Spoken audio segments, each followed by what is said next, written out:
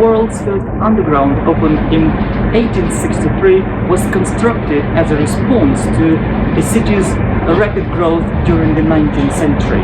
And today, it's the 12th busiest system in the world with over than 1.3 billion people carried annually. The history of the London Tube, its people, its tunnels, is truly fascinating. Let's delve into the history of the London Underground and find out more about it.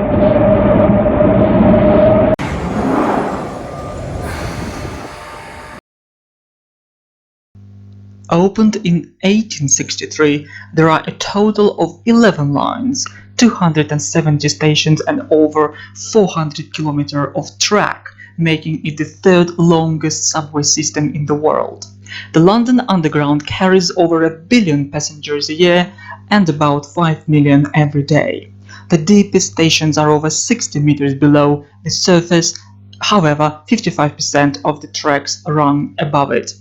In the 1830s, London's authorities had the idea of linking the centre of London with the large train stations which were located farther away. In 1863, the first underground railway, the Metropolitan line, opened. Wooden carriages were powered by steam locomotives. The system of tracks gradually expanded. By the end of the 19th century, most lines used electricity to power the trains.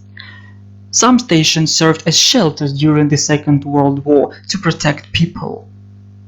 Over the course of history, the size of the tunnels changed, so that today two different types of trains travel across the city.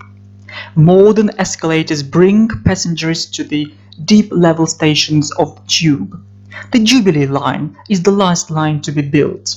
It was opened in 1979 in honor of Queen Elizabeth's 25th anniversary as monarch. In the 1990s, it was extended eastwards to the Docklands. The London Underground operates from 5 a.m. in the morning until midnight.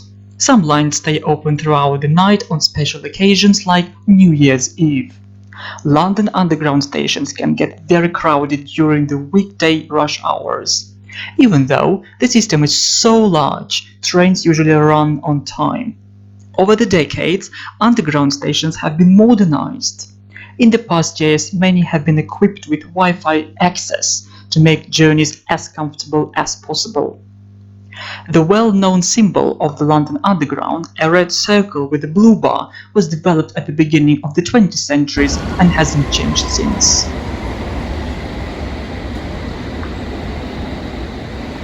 Some of London's underground stations are buildings which have a special architectural value. Many original stations have been restored and look similar to the way they did over a century ago. Although so many people use the underground every day, the safety record of the system is very good. The London Underground also faces environmental problems. Because the water level of the Thames is constantly on the rise, thousands of cubic meters of water must be pumped out of some of the underground stations daily.